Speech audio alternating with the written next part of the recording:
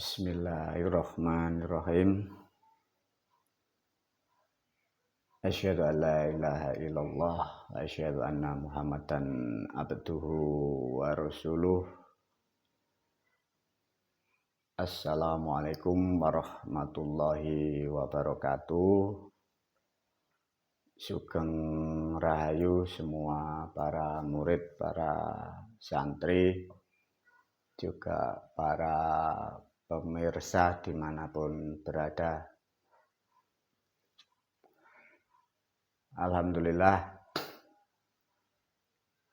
guru mempunyai kesempatan untuk menerangkan beberapa tulisan atau kalimat yang berada di kitab Tripitaloka. Di dalam kitab Tripitaloka yang dibawa para murid dan santri, ada satu kalimat dengan judul Fakundari. Agar untuk diketahui juga dipahami, sekaligus agar mengerti lebih detail, lebih jauh, lebih dalam tentang apa yang diajarkan atau ditulis oleh guru demi kebaikan dan kemaslahatan bagi umat. Guru menerangkan melalui videonya apa yang disebut dengan Fakundari. Para murid, para santri, juga para pemirsa dimanapun berada, semoga selalu dalam keadaan sehat walafiat. Semoga senantiasa kita dalam lindungan Allah Subhanahu wa Ta'ala, selalu mendapat hidayah dan berkahnya. Para murid, para santri, ada satu kalimat di sini namanya bahasa Fakundari kalimatnya. Fakundari ini bahasa baru ya para murid, para santri. Di dalam kalimat atau satu kata yang ada di dunia, Fakundari belum ada. Fakundari ini bahasa dari langit ya, kalau mau ngomong artinya bahasa baru. Jadi guru mendapat bahasa baru dari frekuensi yang lain, dari kehidupan yang sudah ada. Jadi Fakundari ini bisa disebut bahasa apa ya? Karena ini campur, ada bahasa Islamnya juga bahasa Jawanya. Jadi inti poinnya Fakundari ini mempunyai arti atau makna teman. Ya. Jadi Fakundari itu artinya teman. Teman bahasa sekarang itu konsekuen. Jadi apa ya maknanya, teman atau sungguh-sungguh, nah bahasanya gitu. Jadi Fakundari bahasa Jawanya itu teman. Di bawahnya Fakundari ada satu kalimat. Ada juga yang menyebutnya ini syahadat. Ini syahadat yang level kedua sebelum digubah dan sebelum berubah ya. Asyhadu an la ilaha illallah wa asyhadu anna Muhammadan abduhu wa rasuluh. Terus di kaset yang lain sudah diterangkan oleh guru, setelah adanya kalimat ini terus digubah oleh orang-orang terdahulu menjadi asyhadu an la ilaha illallah wa asyhadu anna Muhammadar Rasulullah. Itu gubahan yang terakhir ya. Tatkala sudah mengerti bahwa yang disebut Fakundari adalah maknanya sungguh-sungguh atau teman. Sebagai orang Islam ya, bukan orang Muslim. Jadi wong Islam, kalau orang Jawa nyebutnya wong Islam. Guru mengajarkan dengan satu kalimat yang lazim sekarang disebut syahadat, asyhadu an la ilaha illallah wa asyhadu anna Muhammadan abduhu wa rasuluh. Tatkala kita mengucapkan suatu kalimat ini, guru mengajarkan agar benar-benar dan sungguh-sungguh. Namun untuk dalam arti atau makna, kalau dalam arti bahasa yang umum kan, Saya bersaksi tiada Tuhan selain Allah dan saya bersaksi bahwa Nabi Muhammad utusan Allah. Itu yang umum. Maka di dalam video ini guru menulis itu makna bukan arti ya. Jadi arti itu bisa panjang. Kalau makna biasanya lebih pendek pemahamannya karena intinya. Jadi kalau sudah mengucap asyhadu alla ilaha illallah wa asyhadu anna muhammadan abduhu wa rasuluh, makna Allah itu nama Tuhanku, Muhammad itu utusannya. Jadi lebih simpel, lebih pendek, lebih mudah dipahami. Dengan mengucapkan Fakundari sebagai murid atau santri, diharuskan dididik dan diajarkan betul-betul memahami apa yang dimaksud Allah dan Allah itu di mana. Kita menempatkan Allah adalah sebagai landasan bagi kehidupan kita. Itu poinnya. Tatkala sebagai Muhammad diterangkan di kitab yang lain, itu sebagai utusannya. Lantas di bawah ada satu kalimat lagi, susunan seperti ini. Aku sumpah nali tali persaudaraan. Tunggal guru, tunggal banyu, tunggal bumi, tunggal wadah. Manuanku Garuda Sakti, wiringanku santri loka. Setunggal karep, aku tiang Jawi la ilaha illallah. Apa yang dimaksud dari satu kalimat ini? Guru mengajarkan juga mendidik melalui satu kalimat ini. Karena ini adalah ilmu Islam ya, bukan agama Islam. Jadi kita belajar menyumpahkan diri kita. Jadi tidak sumpah di hadapan siapapun dan tidak ada tendensi kepada siapapun meskipun dengan Tuhan, dengan orang. Jadi kita membuat komitmen diri sendiri. Maka di situ ditulislah oleh guru, aku sumpah. Jadi menanamkan pribadi yang kuat untuk membuat diri kita komitmen. Nali tali persaudaraan.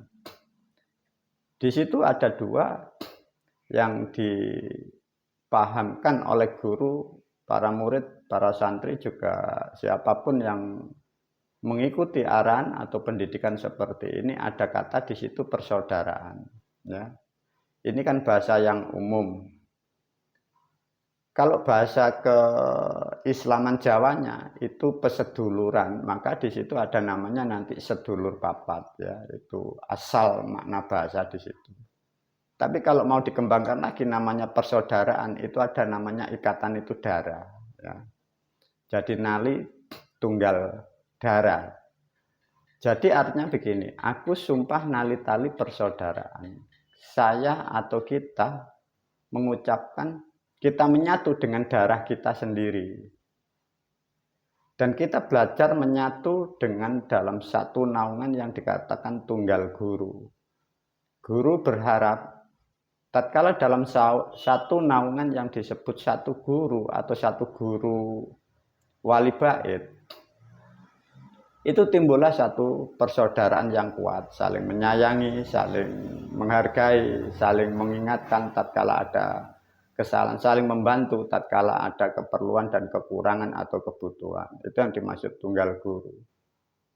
Yang disebut tunggal banyu adalah satu arahan, satu guru wali bait. Itu ya satu menjadi satu kesatuan, disimbolkan banyu. Banyu itu mempunyai dua makna. Satu, banyu adalah isinya ilmu. Jadi rohnya ilmu itu orang-orang leluhur kita, orang Jawa dulu menyebutnya itu tunggal banyu. Lantas yang kedua yang dimaksud tunggal banyu adalah satu konsep dalam 1 tahun sekali. Guru mengajarkan namanya jamas ruwat. Metode caranya doanya sama, maka di situ bisa dikatakan tunggal banyu. Cara merawat tubuh, merawat spiritual, merawat iman. Nah, maka dengan pemahaman ini, maka ritual guru jamas ruwat atau ruwatan itu tidak akan pernah ada yang sama di seluruh Indonesia. Karena itu adalah konsep yang diajarkan guru untuk menggenapi apa yang diajarkan guru kepada murid dan santri dan kelak akan membawa kehidupan manfaat bagi banyak manusia di alam dunia ini. Lantas di bawahnya ada yang disebut tunggal bumi. Yang dimaksud tunggal bumi adalah kita belajar sebagai manusia melihat dan menyadari bahwa siapapun, apapun yang ada dalam satu planet bumi ini, itu terikat dengan kalimat yang di atas. Itu saudara. Jadi kita memandang orang lain, makhluk lain, kita tidak melihat suku, ras, agama, kaya, miskin, derajat, tidak. Semua sama. Disebutlah di situ tunggal bumi. Bahasa sederhananya, apapun yang di atas bumi, di bawah langit, semua itu saudara. Yang dimaksud tunggal bumi di situ. Artinya para murid, para santri dididik untuk menghormati, menyayangi. Kita belajar menerima dengan apa adanya. Itu yang dimaksud tunggal bumi. Yang dimaksud tunggal wadah. Yang dimaksud tunggal wadah adalah satu kesatuan yang mutlak.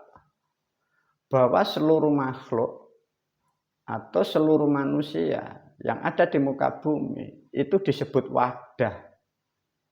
Jadi tubuh atau makhluk ini wadah. Wadah sifatnya alam. Ya, jadi tubuh ini wadah, jadi makhluk ini wadah, bahasa Jawanya itu wadak. Ya. Jadi tempat naungan ruh, ada ruh yang derajatnya dibagi macam-macam. Jadi semua makhluk sama, tubuhnya hewan di dalamnya ada ruhnya, tubuhnya manusia di dalam ada ruhnya, tanaman ada ruh di dalamnya, maka disebut tunggal wadah. Lantas di bawahnya ada sebutan Manu Aku Garuda Sakti. Yang disebut Manu Aku Garuda Sakti karena ilmu ini identik dan sangat kuat dan sangat tepat. Kita sebagai pribumi Pancasila, kita selalu menjunjung tinggi, menjaga, mewujudkan cita-cita. Sekarang yang di dalam negara kita yang disebut ya Garuda Pancasila itu, bila ditarik dalam sejarah keilmuan, di sini ada yang disebut Garuda Sakti, itulah disebut Garuda Wisnu Kencana itu. Di situ ada sesuatu hal yang sangat istimewa, disitulah jejak-jejak para moyang kita mengajarkan suatu keilmuan. Tatkala manusia mempunyai ilmu, dan ilmu itulah yang akan menjadikan kesaktian manusia itu sendiri. Artinya dididik dengan ilmu, dilambangkan dengan satu kalimat Garuda Sakti. Disitulah manusia mendapatkan kesaktian. Yang dimaksud kesaktian bukanlah sesuatu orang atau manusia yang tubuhnya kebal dari api atau senjata. Manusia sakti adalah manusia yang mampu mencukupi atau menyelamatkan dirinya dari sesuatu kekurangan atau kebutuhan atau masalah yang sulit diatasi. Artinya manusia dengan ilmu yang diajarkan para leluhur dari Jawa yang disebut Garuda Sakti, manusia yang mampu mengatasi dari nilai kekurangan dan kebutuhan, itulah orang sakti. Ya. Di bawahnya ada yang disebut Wiringanku Santri Loka. Wiringan adalah karakter atau sifat kepribadian sebagai murid atau santri yang disebut Santri Loka. Santri Loka mempunyai konsep banyak. Ada hal yang paling pokok karena di situ sudah menerangkan satu kalimat yang disebut Santri Loka. Santri mempunyai makna, san itu menjalankan, tri itu tiga. Jadi karakter atau kewajiban atau keharusan tatkala kita sudah menyumpahkan diri komitmen, kita menjalankan tiga perkara di dalam kehidupan keseharian sampai kapanpun dan dimanapun. Yang dimaksud tiga perkara di situ disebut tri. Di dalam kitab suci sudah diterangkan, disitulah yang disebut maghrib. Nah, maghrib itu tiga perkara. Tiga perkara itulah bagi para murid, santri harus betul-betul kita mampu dan bisa menjalankan tiga perkara itu. Itulah yang disebut di dalam catatan orang-orang terdahulu yang sekarang dituang di dalam kitab Al-Quran. Kalau diulas sedikit tentang bahasa Al-Quran, di situ ada wa aqimis sholata, di situ tegakkan, dirikan sholat. Nah, jadi sedikit ada beda ya, bukan mengerjakan, tapi mendirikan atau menegakkan sholat. Sholat maghrib tiga perkara itu yang harus kita betul-betul bisa melakukan. Di situ ada guru yang benar, ada nasihat orang tua yang benar, ada amanah dari mertua. Itulah yang disebut tri. Loka mempunyai makna tetap atau langgeng. Jadi sebagai murid dan santri yang mengikuti pendidikan atau aran untuk membentuk jati diri, kita untuk melakukan maghrib itu tetap langgeng, mulai mengerti sampai kita meninggal. Tiga pondasi itulah kehidupan kita, kehidupan keseharian pun sampai dimanapun. Dalam keadaan senang atau tidak senang atau kurang senang, tetap tiga perkara yang disebut maghrib itulah pondasi kehidupan kita. Itulah pendidikan santri loka yang diajarkan para murid dan santri. Setunggal karep, satu tujuan setiap manusia. Kehidupan di dunia, apa yang diinginkan sebagai manusia, baik anak kecil, orang dewasa yang berumah tangga ataupun yang dalam keadaan apapun, manusia menginginkan suatu kemuliaan, kedamaian dan ketentraman dan juga kebahagiaan. Itulah yang disebut setunggal karep. Sebagai seorang muslim atau orang Islam selalu berharap ingin selamat fid dunya wal akhirah. Itu yang disebut setunggal karep. Di bawahnya ada yang disebut aku tiang Jawi. Karena ilmu Islam itu asalnya dari Jawa, maka di situ menempatkan posisi jati diri kita adalah tiang Jawi. Apa bedanya dengan orang Jawa? Beda. Orang Jawa itu adalah tubuhnya, bentuk harfiahnya. Tiang itu dalamnya, jadi mindsetnya. Ya, jadi mindsetnya itu disebut tiang, tubuhnya itu wong. Kalau di sini dengan kata aku tiang Jawi, artinya mindset perilaku kita adalah sesuatu hal yang memang kepribadian orang Jawi. Orang Jawi mempunyai sifat karakter dua, tidak sama dengan wong Jawa ya. Wong Jawa identik dengan bahasa-bahasa yang lama. Tiang Jawi itu bahasa yang tepat. Wong Jawa sing ngislami, wong Islam sing jawani. Nah, itulah yang disebut tiang Jawi. Secara bentuk karakter dan budaya, orangnya mungkin kelahirannya atau lahirnya tubuhnya bisa di Pulau Jawa. Tapi karakter kadang yang diucapkan memakai bahasa Quran. Bahasa yang dipakai kadang yang dikeluarkan bahasa Quran, tapi perilakunya seperti orang Jawa. Ya bakar kemenyan, ya bakar dupa, ya bancaan, ya adu ayam, ya tayupan, ya reokan, ya jaranan. Ya itulah yang disebut tiang Jawi. Karena tiang Jawi adalah orang Jawa yang menjalankan Islamnya, orang Islam yang menjalankan Jawanya. Itulah yang disebut aku tiang Jawi. Semua itu menyatu dalam kalimat la ilaha illallah. Semuanya menunggal, menyatu dalam satu kesatuan dengan atas nama Tuhan diwakili dengan bahasa Allah atau Allah itu. Demikianlah para murid, para santri, juga para pemirsa. Semoga dengan memahamkan dan menjelaskan apa yang disebut fakun tadi lebih mengerti dan lebih paham dan juga untuk dijalankan demi keselamatan kita sampai kapanpun dan dimanapun. Lantas untuk mengucap atau mengamalkan satu kalimat ini yang tepat satu di hari kelahiran. Satu contoh di hari Taskarun. Bisa 35 hari sekali waktu duduk setelah ritual atau hajatan dibaca. Bila di hari-hari kelahiran atau di hari Taskarun tidak ada kesempatan, minimal usahakan dalam 1 tahun sekali. Satu contoh dalam acara nanti namanya bulan Shomadun.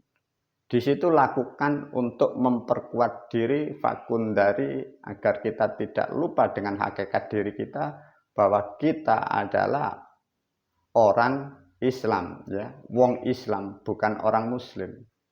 Sehingga kita membuat diri kita menjadi manusia betul-betul yang komitmen, manusia yang akan mengerti tanggung jawab, sehingga saling bisa menghargai makhluk yang lain, orang lain. Sehingga kehidupan ini nanti ke depan menjadi manusia yang betul-betul kita dalam kedamaian dan kemuliaan di dunia wal akhirah.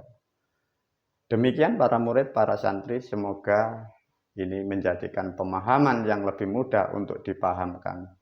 Wabillahi taufiq wal hidayah. Wassalamualaikum warahmatullahi wabarakatuh.